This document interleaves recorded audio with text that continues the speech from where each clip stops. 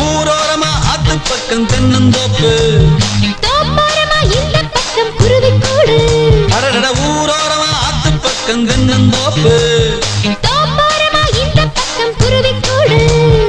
அங்குருவிதான் இறைய தேடி போயிருந்தது